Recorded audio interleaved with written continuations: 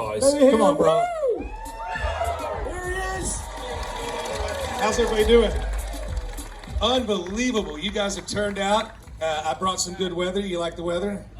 Yeah, this is good Texas weather right here. So this is overwhelming. I knew that we were coming out. We were going to, be at this beautiful piece of land and the castle home and all this stuff. But the generosity of everybody I've met and just the cool factor of everything I'm seeing is absolutely rad. You guys should applaud yourselves.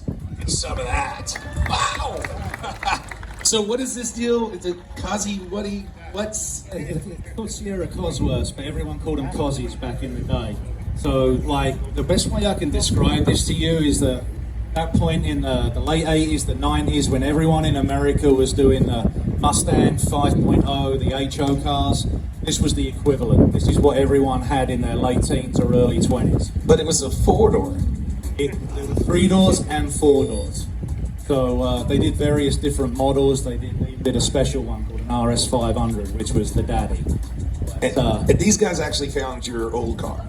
Yes, sir, they did. They're good friends, and I'm super happy they did that for us. Does it still have the Chris Smith stench? The smell? the waft of the tall man.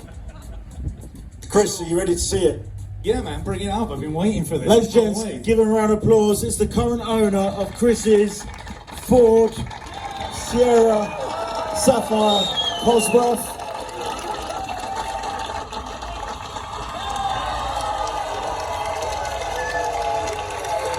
That's in pretty good shape.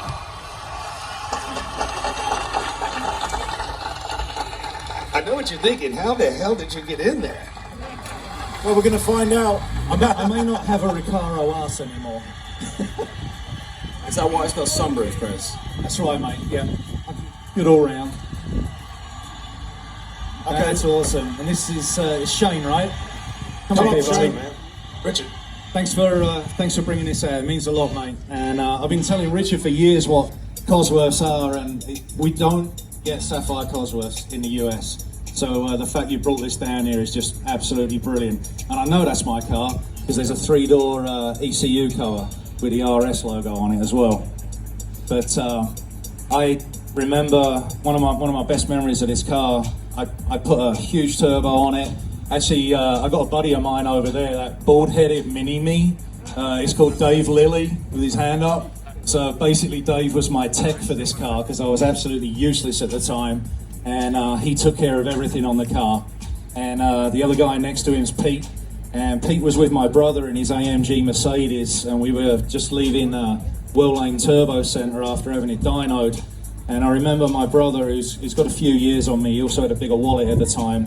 And we were sat next to each other, and I think this thing was, I'm sorry to say this, Shane, but I was redlining it. We was doing 174 miles an hour in this car. And my brother looked across with Pete and just smiled, and I watched him push the shifter of his AMG, and he just disappeared on us. But I think that was the fastest I had out of it. I mean, it was an absolute animal. Every time you boot it, it would sit on the bump stops and knock the fuel pump relay out in the boot. So you had to like Scotch block and stop that from happening. But dude, this is a 4-banger. This is a twin cam, 16 valve with a huge turbo on it, and you could get these to run in the 11s on the quarter. It's pretty respectable. I dig it. I mean, it's a 4-door, but Absolutely, man. Show us. I'd love to see it. So if you don't know, Shane came all the way up from... What? Wow, that's clean. Plymouth, I believe. That's a little cleaner than when I had it.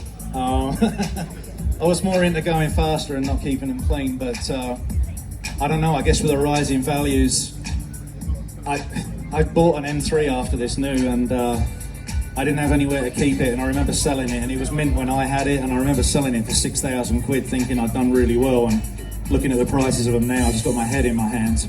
So yeah, I mean, that's a testament to you, mate. Looks like you've done some work to that as well. You got verniers on there. Is it what kind of power is it running now? It's only done 1,000 miles from there. What injector is it on? It's completely standard. Okay, all right. Yeah, you have actually. Yeah, I remember doing that. I think I was in my mother's driveway one night fitting that when that guy came down with a case of beer.